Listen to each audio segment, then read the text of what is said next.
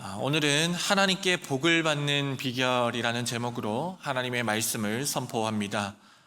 지금 우리나라에는 대단한 축구 선수들이 참 많습니다.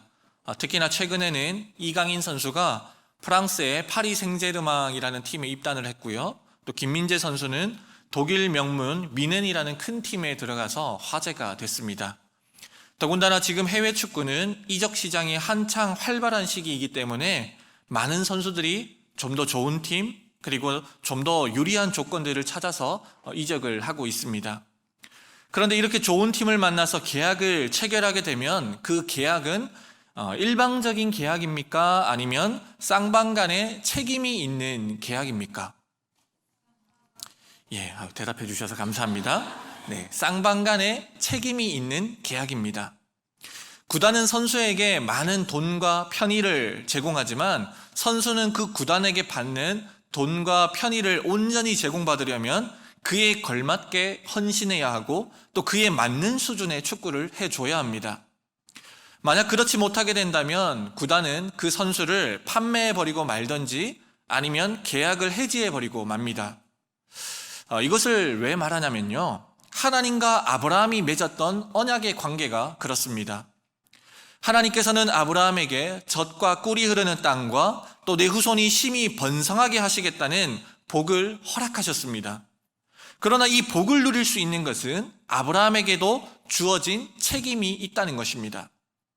그리고 그 책임을 이행할 때에 하나님께서 예비하신 복을 받을 수 있는 겁니다.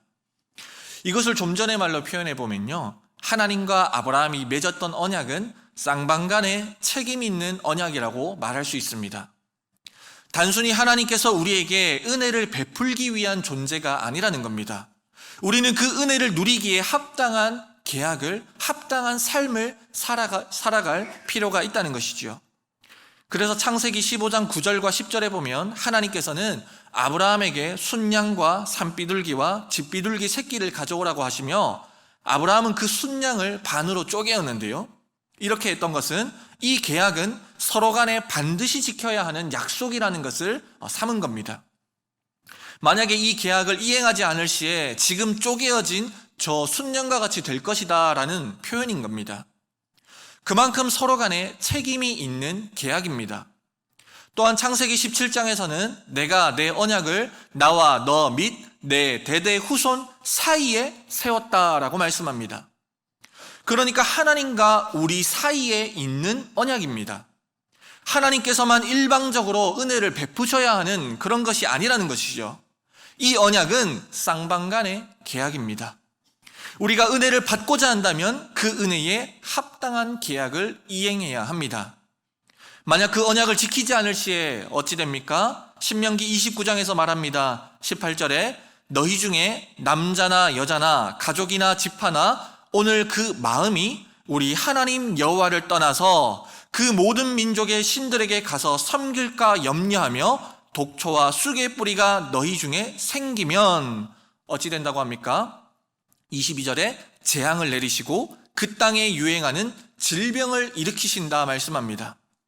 또 그 질병을 보면 세상 사람들이 말합니다. 24절에 여호와께서 어찌하여 이 땅에 이같이 행하셨느냐라고 말입니다. 그때의 믿음의 사람들이 말합니다. 25절에 여호와께서 그들의 조상을 애굽에서 인도하여 내실 때에 더불어 세우신 언약을 버려서 그런 것이라. 그렇습니다. 지금 이 땅에 계속해서 이루어지고 있는 일들, 그냥 단순하게 직관적으로만 보아서는 안 됩니다. 불과 몇 년 전은 가뭄으로 전 세계가 고통당했습니다. 그리고 오늘날에는 전 세계가 홍수로 고통당하고 있습니다. 그뿐이 아닙니다. 최근 10수년간 각종 지진과 전염병으로 전 세계가 얼마나 고통당하고 있습니까? 단순한 섭리일까요? 아니면 이곳에 하나님의 뜻이 있는 것이 아니겠습니까? 신명기 29장 25, 26절에 믿음의 사람들은 분명하게 말합니다. 언약을 버리고 다른 신들을 따라가서 그들을 섬기고 절한 까닭이다 라고 말입니다. 이 땅이 하나님의 말씀을 버렸기 때문에 이 땅에 어려움이 있는 것입니다.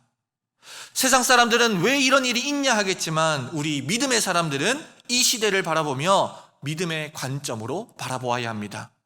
그리고 이 시대를 향한 하나님의 뜻을 분별해야 합니다. 그리고 깨어서 기도해야 할 때입니다. 하나님께서는 우리에게 복 주시기를 원하시지만 마땅히 그 언약 관계에 있어서 복을 받을 만한 우리의 책임을 감당해야 한다는 것입니다.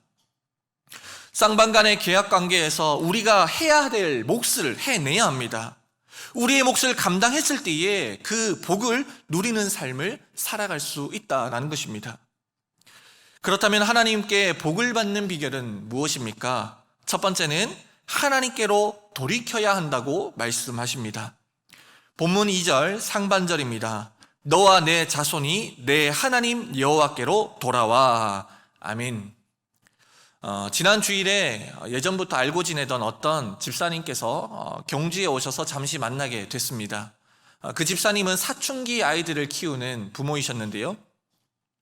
사춘기에 접어든 아이들과 계속해서 다투고 힘든 나날을 보내고 있었습니다.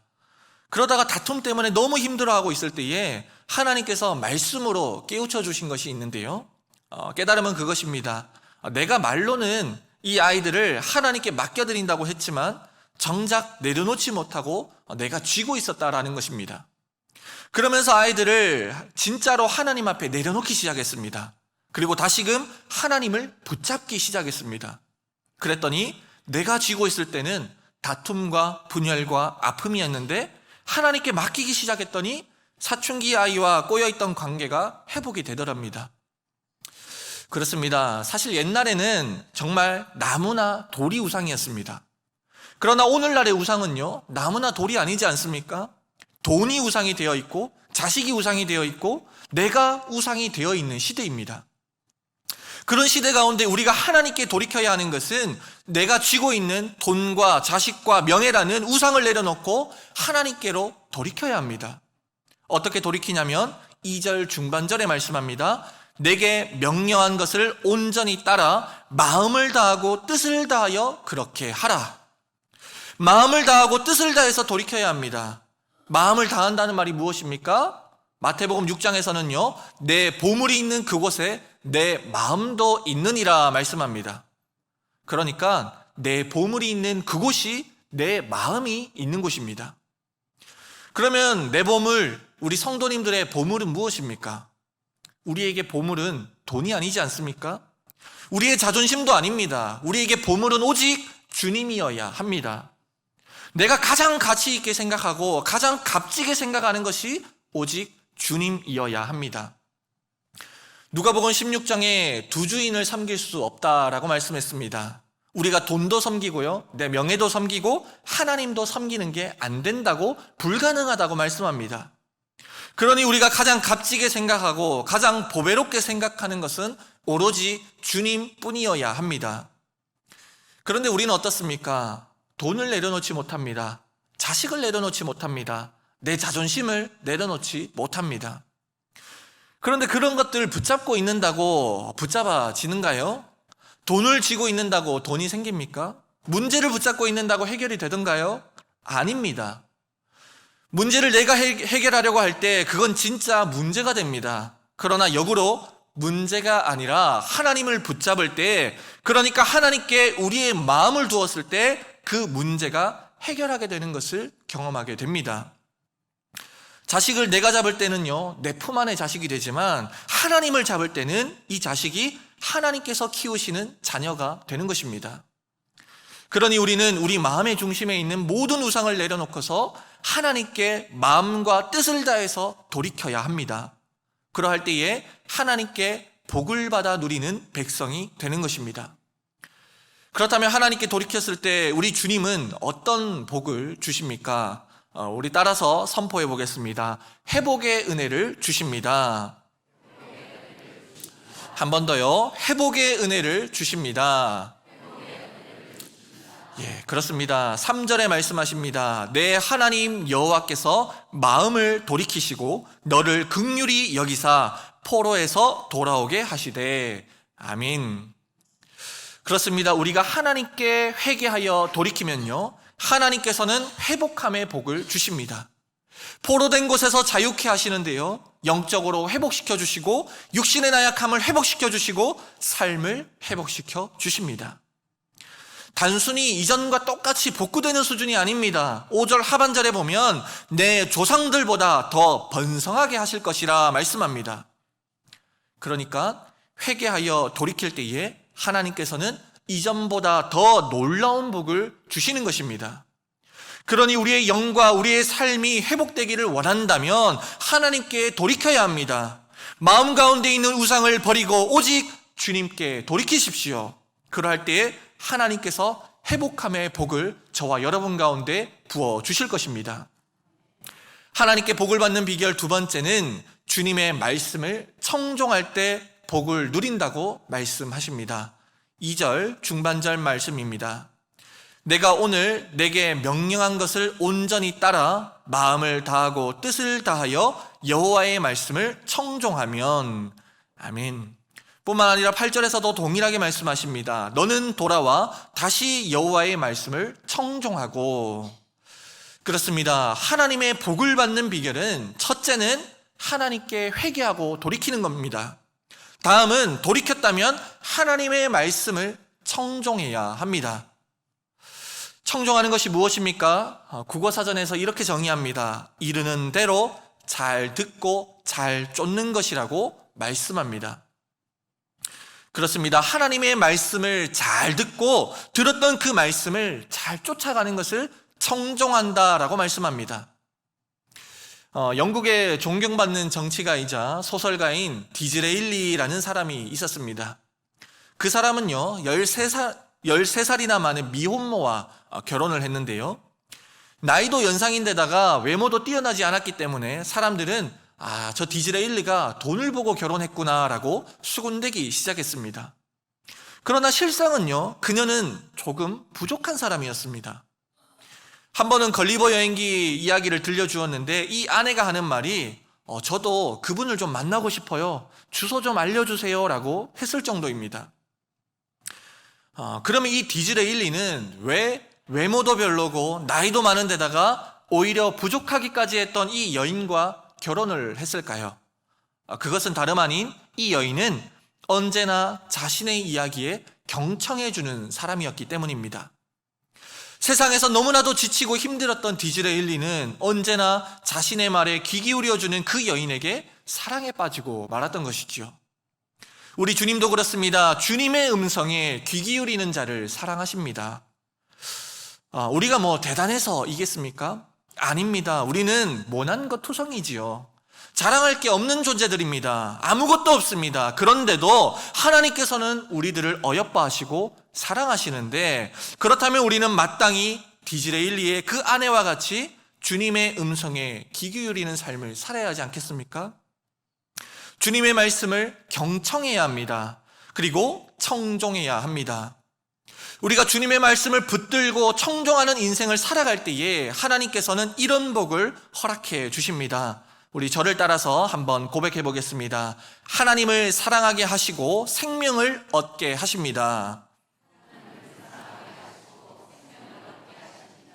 다시 한번요. 하나님을 사랑하게 하시고 생명을 얻게 하십니다. 아멘. 6절 하반절에 이렇게 말씀합니다. 내 하나님 여호와를 사랑하게 하사 너로 생명을 얻게 하실 것이며. 아멘. 그리고 로마서 10장 17절에서 이렇게 말씀합니다. 믿음은 들음에서 나고 들음은 그리스도의 말씀으로 말미암았느니라. 그렇습니다. 우리가 스스로 깨닫고 성장하거나 스스로 하나님을 사랑할 수 있는 게 아닙니다. 하나님의 말씀을 통해서 주님의 사랑을 깨닫게 되는 겁니다. 그리고 하나님을 아는 가장 확실한 방법은 하나님의 말씀입니다. 주님의 말씀을 청종함으로 말미암는 것이지요. 말씀을 청종할 때에 그 말씀은 우리로 하여금 믿음이 자라가게 하고 하나님을 향한 사랑이 커져가게 한다는 것입니다. 그러니 우리가 하나님을 사랑하고 영원한 생명을 얻기를 바란다면 주님의 말씀을 가까이 해야 합니다.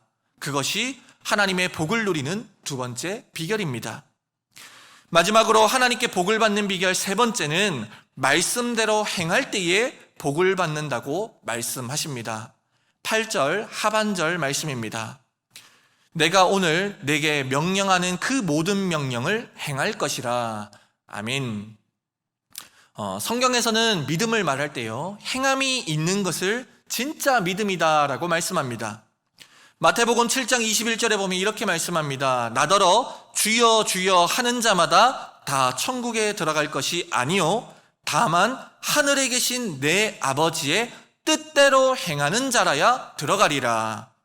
또한 야고보서 2장 16, 17절에서는 이렇게 말씀합니다. 너희 중에 누구든지 그에게 평안히 이르되 평안히 가라, 덥게 하라, 배부르게 하라 하며 그 몸에 쓸 것을 주지 아니하면 무슨 유익이 있으리요. 이와 같이 행함이 없는 믿음은 그 자체가 죽은 것이라. 아멘. 그렇습니다. 행함이 있는 믿음은 말씀 그대로 행동을 동반한 것을 진짜 믿음이다라고 말씀합니다. 나그네를 대접하고 가난하고 궁핍한 자를 돌보며 병약한 자들을 위해서 헌신하는 것을 살아있는 믿음이다라고 말씀하시는 겁니다. 그래서 우리 주님은 믿음을 말씀하실 때에 헤세드, 긍휼을 함께 말씀하십니다. 즉 긍휼함을 베푸는 것을 행동하는 믿음이라고 말씀하시는 것이지요. 우리가 입술로는 나는 그리스도인입니다 라고 말하고 주님을 나의 구주라고 고백하면서도 정작 그 믿음이 입술에만 그쳐 있다면 그 믿음은 책망받는 믿음이라는 겁니다. 예수님 당시의 바리새인과 사두개인들에게도 그 입술에 고백이 없었습니까? 아니요, 있었습니다. 그러나 행함이 없는 그들의 믿음을 보시고 독사의 자식들이라고 책망을 하셨던 겁니다.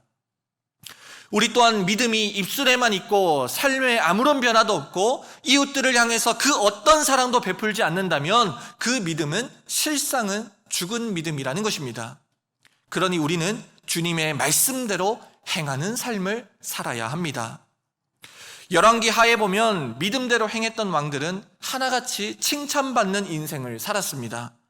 18장 3절 4절에 보면 히스기야 왕에 대해서 말씀하기를 히스기야가 그의 조상 다윗의 모든 행위와 같이 여호와께서 보시기에 정직하게 행하여 그가 여러 산당들을 제거하며 주상을 깨뜨리며 아세라 목상을 찍었다라고 말씀합니다. 그랬더니 하나님께서 어떤 복을 주셨냐면요, 7절에 여호와께서 그와 함께 하심에 그가 어디로 가든지 형통하였더라 말씀합니다. 또한 22장 2절에 요시야 왕에 대해서 말씀하기는 요시야가 여호와 보시기에 정직히 행하여 그의 조상 다윗의 모든 길로 행하고 좌우로 치우치지 아니하였더라 말씀합니다. 하나님께 칭찬 들었던 왕들은 하나같이 하나님의 말씀대로 행했던 왕들입니다. 그리고 그랬던 왕들은 하나같이 하나님의 복을 누리는 삶을 살았습니다. 우리도 그렇습니다. 하나님의 말씀대로 행할 때에 그곳에 복이 있습니다. 복 받는 비결은요, 복을 쫓아간다고 복을 받는 게 아닙니다. 말씀에 순종할 때 복을 받는 것입니다. 돈을 쫓아가고 명예를 쫓아간다고 복을 받는 게 아닙니다. 하나님의 말씀을 쫓아갈 때에 복을 받습니다. 어떤 복입니까? 저를 따라서 함께 선포해 보겠습니다. 이 땅에서 잘 되는 복을 주십니다. 한 번 더요. 이 땅에서 잘 되는 복을 주십니다. 네, 신명기 30장 9절 10절 중반절에 말씀합니다. 하나님 여호와께서 내 손으로 하는 모든 일과 내 몸의 소생과 내 가축의 새끼와 내 토지 소산을 많게 하시고 내게 복을 주시되 곧 여호와께서 내 조상들을 기뻐하신 것과 같이 너를 다시 기뻐하사 내게 복을 주시리라. 아멘. 그렇습니다. 하나님의 말씀대로 행할 때에 이 땅에서 복된 인생을 살아갈 수 있습니다. 우리가 땅의 것을 붙잡고 있는다고 땅에 복이 임하는 게 아닙니다. 복의 근원이 되시는 하나님을 붙잡을 때에 하나님께서 땅을 기름지게 하시고 우리의 모든 소유 가운데 복을 더하시는 것입니다. 그러니 우리는 가치관을 이 땅에 두지 말고 하나님께 둬야 합니다. 오늘 예배하는 모든 성도님들의 삶이 하나님의 말씀에 순종하고 행하는 삶이 되어서 하나님의 부어주시는 복을 다 받으실 수 있기를 소원합니다. 이제 말씀을 맺겠습니다. 2절에 우리 주님은 너와 내 자손이 내 하나님 여호와께로 돌아와 내가 오늘 내게 명령한 것을 온전히 따라 마음을 다하고 뜻을 다하여 여호와의 말씀을 청종하면이라고 말씀하시고 8절에서는 너는 돌아와 다시 여호와의 말씀을 청종하고 내가 오늘 내게 명령하는 그 모든 명령을 행할 것이라 말씀합니다. 우리 주님은 반복적으로 이 말씀을 강조하고 있습니다. 먼저 우리는 회개하고 돌이켜야 합니다.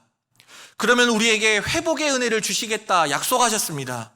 그리고 말씀을 청종해야 합니다. 말씀을 청종하면 우리가 하나님을 사랑하게 되고 영원한 생명을 얻게 된다고 말씀하십니다. 마지막으로 말씀대로 순종하고 행하는 삶을 살아야 합니다. 그럴 때에 이 땅에서의 삶이 윤택하게 된다고 말씀하십니다. 그것이 하나님께서 아브라함에게 주리라고 약속하셨던 복을 받는 비결이고 우리가 이 땅에서 복된 인생을 살아갈 수 있는 방법입니다. 그러니 우리 신앙인들은 세상 사람들과는 거꾸로 살아가야 합니다. 세상 사람들은 복을 받기 위해서 이 땅의 것을 쫓아갑니다. 돈을 쫓아가고요, 불법을 쫓아가고 명예를 쫓아갑니다. 그러나 우리 그리스도인은 달라야 합니다. 세상 사람들이 쫓아가는 가치관이 아니라 오직 하나님께 우리의 가치관을 두고 오직 주님을 외치며 나아갈 때 진정한 복을 누릴 수 있다는 것입니다. 그러니 이렇게 혼탁하고 어려운 시대에 우리 성도님들께서는 그 믿음을 잃어버리지 마시고 오직 주님만 쫓아가는 성도님들 되시기를 예수님의 이름으로 축복합니다. 기도하겠습니다. 우리에게 복 주시기를 원하시는 하나님 아버지, 우리가 주님께 복 받는 자녀로 살기를 소원합니다. 그를 위하여 우리의 죄악된 삶에서 돌이킴의 은혜를 허락하여 주옵소서. 주님의 말씀을 청종할 수 있는 귀가 열려지게 하여 주시며 말씀대로 순종할 수 있는 결단력 있는 능력의 삶을 허락하여 주옵소서. 그리하여 하나님께서 아브라함에게 약속하셨던 복을 오늘날 우리에게도 내리워 주셔서 하나님의 은혜로 풍성케 되는 삶을 누리게 하여 주옵소서. 이 모든 간구를 다시 오실 예수님의 이름으로 기도드립니다. 아멘.